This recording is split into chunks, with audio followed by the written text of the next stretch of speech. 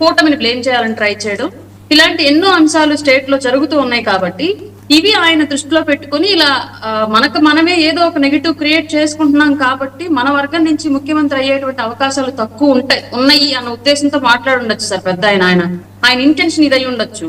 అంటే ఒకళ్ళ కాళ్ళు ఒకళ్ళు వీళ్ళే లాక్కుంటూ బేసికలీ ఈ పార్టీలో ఉన్న ఆ పార్టీలో వాళ్ళు, ఆ పార్టీలో ఉన్న ఈ పార్టీ వాళ్ళు కేవలం ఈ సామాజిక వర్గాన్ని మాత్రమే టార్గెట్ గా చేసి జగన్మోహన్ రెడ్డి గారు రాజకీయాన్ని తిప్పుతున్నారు. కాబట్టి అటు ఇటు because of only Pawan Kalyan గారు మాత్రమే జగన్మోహన్ రెడ్డి గారు అధికారం పోవడానికి కారణమయ్యారు.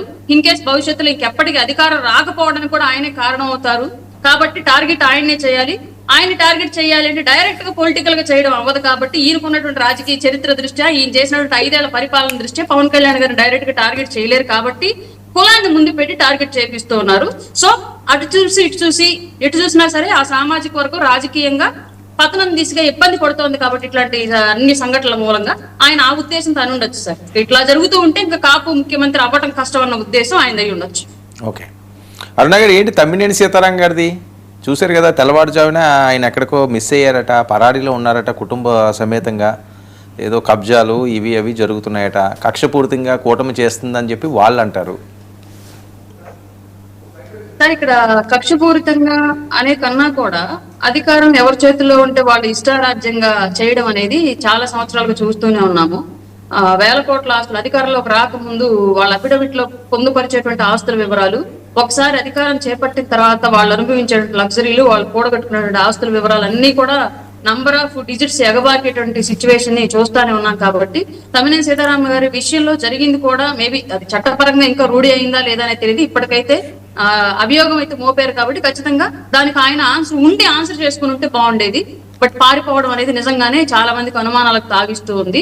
ఇట్లాంటివి చాలా జరిగాయని చెప్పేసి నేను గతంలో కూడా చెప్పాము. మా జిల్లాలో కూడా కనిగిరి ప్రాంతంలో చాలా భూములు ఎక్కడి నుంచో అవినాష్ రెడ్డి వచ్చి వేరే ఎవరో ఒడిశా వాళ్ళ పేర్ల మీద ఇక్కడ అసైన్డ్ ల్యాండ్లన్నింటినీ పేర్లు మార్చి చేసిన సంఘటన కూడా నాకు తెలుసు. నేను లాస్ట్ టైం కూడా మీ డిబేట్ లో ఒకసారి చెప్పాను కూడా, ఆధారాలు కూడా చూపించప్పుడు. అట్లాంటి పరిస్థితులు చాలా జరిగాయి వైసీపీ టైంలో. ఇప్పుడు దాన్ని ఖచ్చితంగా కూటమి ప్రభుత్వం వచ్చిన తర్వాత అట్లాంటివి ఈ ప్రభుత్వంలో జరగకుండా చర్యలు తీసుకోవడంతో పాటు గతంలో జరిగిన వాటిని సరిదిద్దడం ఇప్పుడు వీళ్ళకి ఉన్నటువంటి సవాల్. కాబట్టి ఖచ్చితంగా వీటి మీద యాక్షన్ తీసుకొని తీరాల్సిందే డెఫినెట్ గా.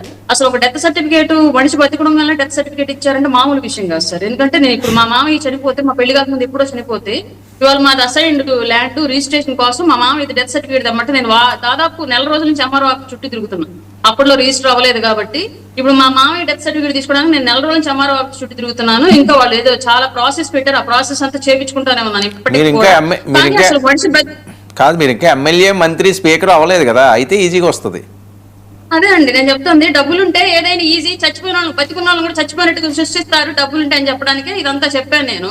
సో నేను అది అయ్యేమి చేయలేను, అవేమి అవ్వలేదు కాబట్టి నేను తిరుగుతూ ఉన్నారు నెల రోజుల నుంచి ఆ ప్రాసెస్ అంతా చేసుకుంటూ. బట్ తమ్మినేని సీతారాం గారు స్పీకర్ అయ్యారు కాబట్టి బతుకున్న మనిషిని కూడా చచ్చిపోయినట్టుగా సర్టిఫికేట్ సృష్టించి ఆమెకు మళ్ళీ ఒడిశాలో ఉన్న వాళ్ళు, ఏపీ వాళ్ళు అయితే గుర్తుపట్టేస్తారని చెప్పేసి ఒడిశాలో ఉన్నటువంటి ఒక అమ్మాయిని తీసుకొచ్చి వారసురాలుగా ప్రకటించి ఆ ఆస్తులు రాయించుకున్నాడు. అంటే నిజంగానే ఆశ్చర్యంగా ఉంది. ఇట్లాంటి ఎన్ని జరుగుతాయి, ఇంకా ఖచ్చితంగా అన్నిటి మీద అయితే యాక్షన్ తీసుకోవాలి సార్. ఎట్ ఏ టైం ఇప్పుడు కూడా అట్లాంటి అవకతవకలు జరగకుండా కూడా చర్యలు చేపట్టాలి, లేదంటే గవర్నమెంట్ కి బ్యాడ్ నేమ్. కాబట్టి ఓకే సురేష్, ఏం జరుగుతుంది తమ్మినేని గారి అంశం? ఎందుకు వెళ్ళిపోయారు ఆయన ఎక్కడున్నారు? అరెస్ట్ అయ్యారు అంటారు, లేదా అజ్ఞాతంలో ఉన్నారు అంటారు. మీకున్న ఇన్ఫర్మేషన్ ఏంటి? మీకు మరియు ప్యానెల్లో ఉన్నటువంటి రాజకీయ పార్టీ నాయకులకు, ప్రేక్షకులకు నా నమస్కారాలు సార్. నమస్తే. ఈరోజు అంటే ఇప్పుడు వస్తున్నటువంటి వార్తా కథనాల ప్రకారం